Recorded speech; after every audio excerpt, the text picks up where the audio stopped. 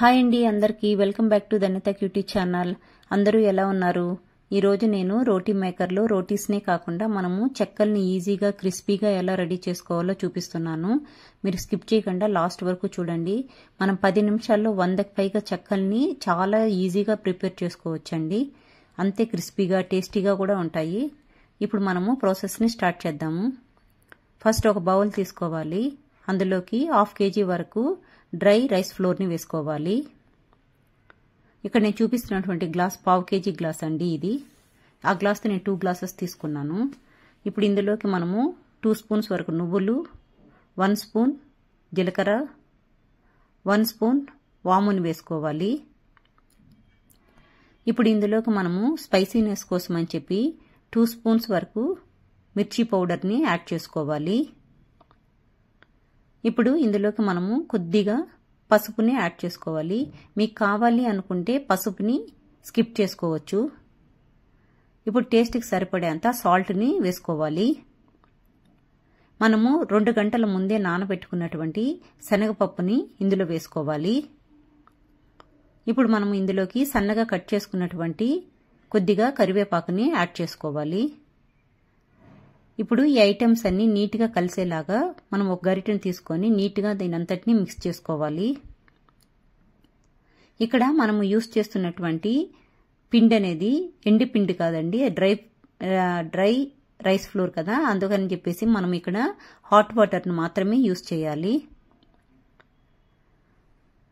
ఇక్కడ వాటర్ని ఇలా కొద్దిగా వేసుకుంటూ మనము చపాతీ పిండి లాగా మనం దీన్ని రెడీ చేసుకోవాలి. మీరు ఒకేసారి వాటర్ని అంతా యాడ్ చేయకండి. ఇక్కడ చూడండి, ఎగ్జాక్ట్ ఈ కన్సిస్టెన్సీ వచ్చేలా కలుపుకుంటే సరిపోతుంది. ఇప్పుడు మనము ఇక్కడ ఒక 2 స్పూన్స్ వరకు ఆయిల్ని వేసుకొని ఒకసారి నీట్గా కలిసేలాగా మిక్స్ చేసుకోవాలి. మీకు కావాలి అనుకుంటే మీరు స్టార్టింగ్లోనే కూడా ఆయిల్ని ఒక 2 స్పూన్స్ వరకు యాడ్ చేసుకోవచ్చు. ఇప్పుడు ఇదంతా నీట్గా మిక్స్ అయిపోయింది కదండి. ఇప్పుడు మనం దీనిపైకి ఒక తడి క్లాత్ని తీసుకొని వచ్చి ఈ విధంగా వేసి కవర్ చేసుకోవాలి. ఇలా చేస్తే మనకు పిండి అనేది డ్రై అయిపోకుండా ఉంటుంది. ఇప్పుడు దీనిపైన మనం ఒక ప్లేట్ పెట్టేసి ఒక 10 నిమిషాలు అలాగే వదిలేయాలి. ఇప్పుడు ఒక 10 నిమిషాల తర్వాత క్లాత్ని ఇలా తీసుకుంటాం కదండి. ఇప్పుడు మన హ్యాండ్కి కొద్దిగా ఆయిల్ని అప్లై చేసుకొని ఇక్కడ చూపిస్తున్న విధంగా కొద్దిగా పిండిని తీసుకొని బాల్స్ లాగా రెడీ చేసుకోవాలి. మీరు కంప్లీట్ పిండిని ఒకేసారి బాల్స్ లాగా రెడీ చేసుకోవద్దండి, ఎందుకంటే అది మనకు పిండి అనేది తొందరగా డ్రై అయిపోతుంది. కాబట్టి మనము కొద్దిగా మాత్రమే తీసుకొని ఒక్కొక్కసారికి ఒక 10-15 వరకు అలా తీసుకొని మళ్ళీ మనము సేమ్ క్లాత్తో దాన్ని కవర్ చేసేయాలి. ఇక్కడ చూడండి, నేను కావలసినటువంటి బాల్స్ని రెడీ చేసుకున్నాను. ఇక్కడ చూపిస్తున్నాను కదండి, ఈ రోటీ మేకర్ని మనము ఒక 2 మినిట్స్ దీన్ని ఫస్ట్ మనము హీట్ చేసుకోవాలి.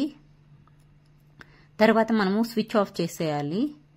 ఇప్పుడు మనము ఇక్కడ చూపిస్తున్న విధంగా మీరు ఎక్కువగా ప్రెషర్ పెట్టి ప్రెస్ చేయకూడదు. ఊరికి లైట్గా అట్లా ప్రెస్ చేసినాము అంటే మనకు ఎగ్జాక్ట్ షేప్లో మనకు వస్తుందండి. చూడండి ఎంత పర్ఫెక్ట్గా వచ్చిందో కదండి షేప్ అన్నది.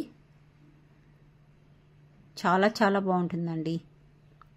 ఇప్పుడు మనము దాన్ని తీసుకెళ్ళి స్టవ్ మీద డీప్ ఫ్రై కోసం ఆయిల్ని పెట్టుకున్నాం కదండి. ఆయిల్ హీట్ అయిపోయింది కదా, ఇప్పుడు అందులోకి దీన్ని యాడ్ చేసుకోవాలి. చాలా క్రిస్పీగా వస్తాయండి, అంతే కలర్ఫుల్గా టేస్టీగా ఉంటాయి. మీరు కూడా ఈ ప్రాసెస్లో ట్రై చేయండి. మీరు కానీ ఫస్ట్ టైం నా ఛానల్ చూస్తున్నట్లయితే మీకు ఈ రెసిపీ అనేది నచ్చినట్లయితే లైక్ చేసి సబ్స్క్రైబ్ చేసుకోండి. మీరు ఈ రెసిపీని ట్రై చేసి మీకు ఎలా వచ్చింది అనేది నాకు కమెంట్స్ రూపంలో చెప్పండి. మనం చాలా ఈజీగా చేసుకునేయచ్చండి ఈ ప్రాసెస్లో, అంతే టేస్టీగా కూడా ఉంటాయి. Thank you for watching.